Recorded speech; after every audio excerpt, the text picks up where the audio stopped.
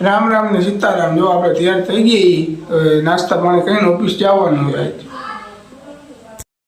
પછી આપણે હનુમાનજીને દર્શન કરીને ફાઇનલી રોડે ચડી ગયા હતા। આજ તો એમાં ટાઈટ એવી ટાઈટ વાતી હતી, બાકી આમ જો વાળે જેવા હે ને, બાકી હવે ઉઠશે નહીં, નાના થઈ ગયા ને। પછી જો આજ અમને થોડીક રોડ બતાવી દઉં।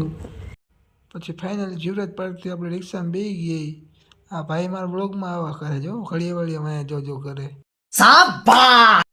પછી ફાઇનલી શિવરંજની પહોંચી ગયા હતા આપણે।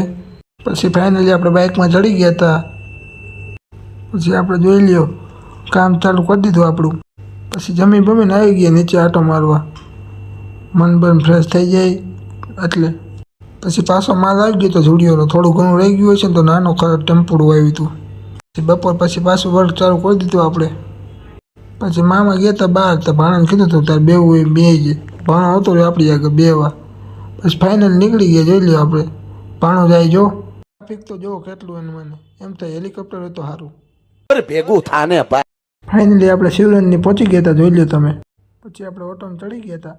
પછી મને જીવરાજ પાર્કથી હાલતા હાલતા વિચાર આવ્યો કે મારે સિલ્વર બટન આવી જાય તો પછી કેવા બધે મને મારી સેલ્ફી લે ને એવું કરે। પછી રસ્તામાં મને થોડી દાદીવાળા દાદા મળી ગયા, ચોલો છોકરો જોવે।